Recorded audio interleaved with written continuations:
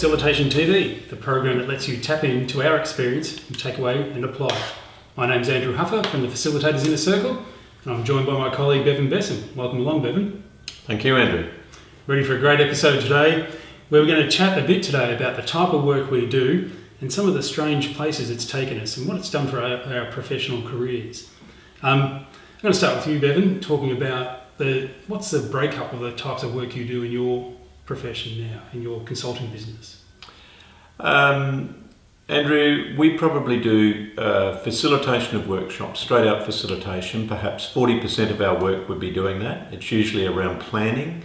It's often around strategic planning and sometimes around action planning that flows from those strategic plans. We would do 20% community engagement.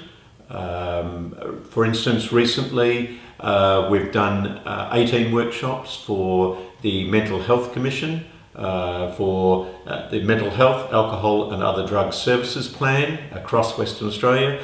We do work across Australia for red meat industry plans. So lots of these are grassroots consultations, so maybe 20% of our work in that. We would do extra work in training, sometimes around facilitation, sometimes around governance, a little bit of mediation, crisis type work, and some of course project work, longer term projects where facilitation is used just as a tool in amongst a whole lot of other things. It might be an extension campaign, it may be building up capacity of industry groups.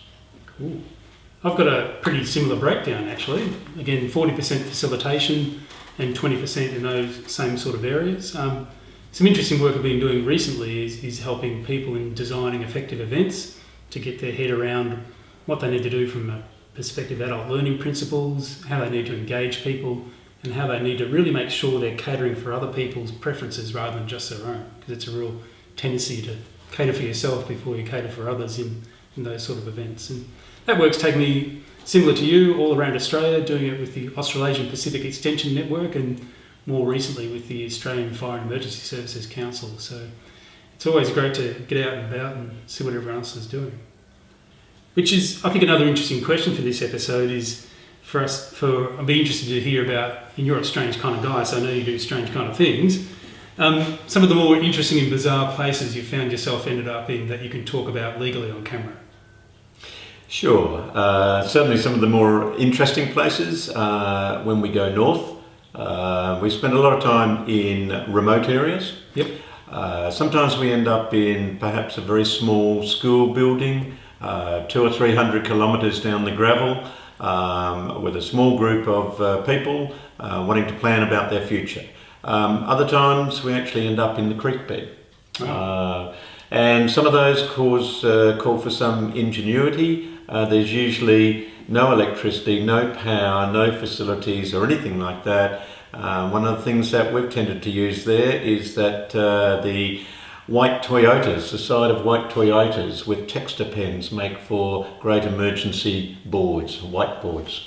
Cool. So you go permanent markers on those ones, or? We try and leave no trace, Andrew, in that case. So we do it with the normal whiteboard markers. Leave only footprints. That's right.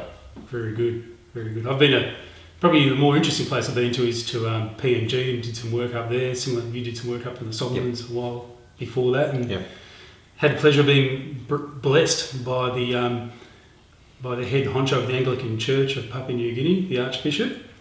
I wasn't allowed to call him Archie, I found out later. It wasn't so good. And the interesting part of that was testing my assumptions about a workshop, and especially in PNG and places like that, testing the assumption that people would be there at the appointed date, the appointed time, the appointed place. It doesn't work when you've got a country that doesn't have too many roads. So we had probably half the participants not there on the first day of this 3-day leadership workshop.